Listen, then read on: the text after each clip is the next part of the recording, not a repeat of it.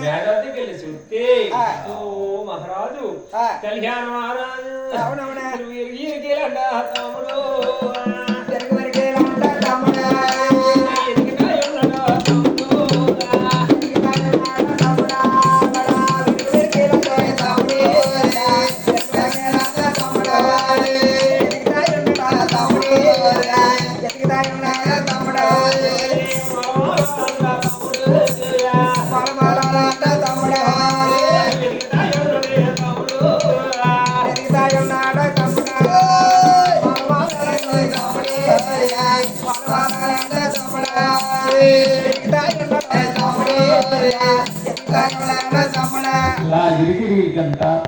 చందు చందులకు కళ్యాణ పోతురాదేవుడు దిగితే అప్పుడు ఆయన శివదేవుడి వద్దకు వెళ్ళాడట.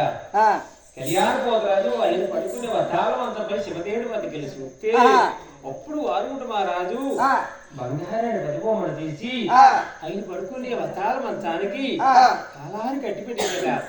కాలాన్ని కట్టిపెట్టి తమ్ముడు పోతురాజు నోట్లో తంబాలు వేసుకున్నాడు. బంగారు బాబుడు కావదరించుకొని ఆ బంగారు బతుకోమ్మ మీద పోతున్నాడు, పెక్కుతున్నాడు. అయ్యో దుట్టుడు పరమగరాజు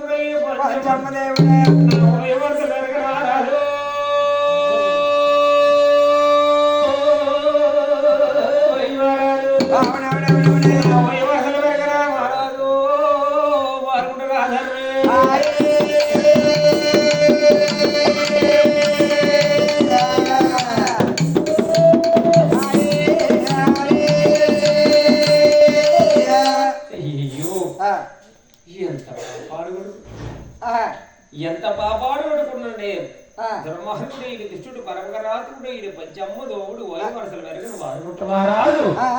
అయ్యో అప్పుడు కళ్యాణ పోతురాజు చూసినాడు. మహారాజు చేసే పనులు చూసినాడు అన్నమాట.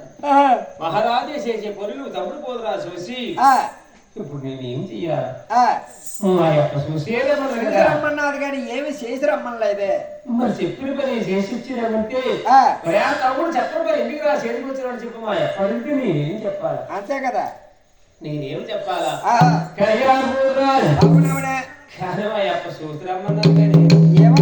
ఏమన్నా చేసిరామంతే మధ్యాహ్నం పట్ట మార్పి చెప్తున్నాడు చెప్పి తమ్ముడు పోతురాజు తమ్ముడు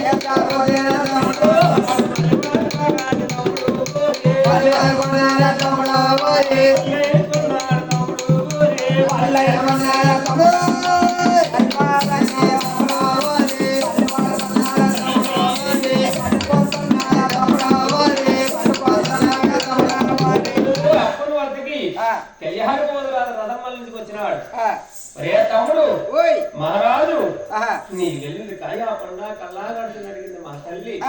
అప్పా నువ్వు చెప్పినట్టు మహారాజు మహారాజు బంగారు బతుకమ్మని చేసి దాని కాలాలు గట్టి పెట్టి నోట్లో తొమ్మాలు వేసుకున్నాడు. బంగారు బాబు దాంత ధరించుకున్నాడు. అప్పా నువ్వు చెప్పినట్టు ఆ బంగారు బతుకమ్మ మీద తొక్కుతూ పోతున్నాడు, దొక్కుతున్నాడు అప్ప. అబ్బా బయటప్ప చూసిరమ్మన్నావు కానీ ఏమన్నా చేసిరమ్మని అంతే. అయ్యో మాయప్ప మధ్యాహ్నం పడి పట్టం